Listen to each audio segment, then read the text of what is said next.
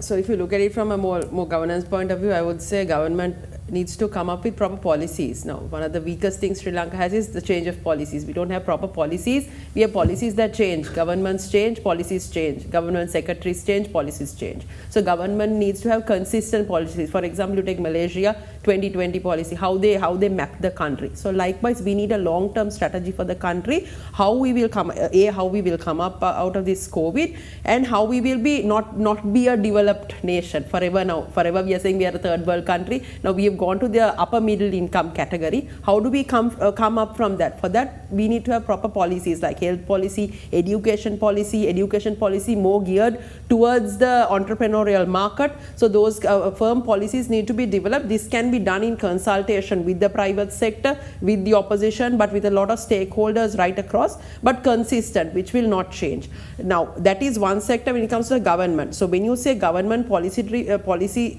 formulation, then we come to the laws. Now, are our laws conducive? Are our laws, let's say, robust? Are our laws efficient towards development? So these are also factors that needs to be considered. Now we know a lot of government circulars are there, educational circulars are there, even to get kid to a school there are circulars right throughout. There are so many circulars, I think to a large extent has bureaucratized the process. These things need to be re-looked at. Even if you take the legal system, now for example, like if you take the arbitration process. Now arbitration process are things, arbitration clauses are things which has to be watertight in a country if they are to attract foreign direct investments to a larger extent, because that's how people will look at the economic relationship. Investors will look at it. Now, do we have proper policies? Now, we know Singapore is an arbitration hub there. Now, can Sri Lanka be one of those? So, in terms of laws-wise, we need to re-look at it there.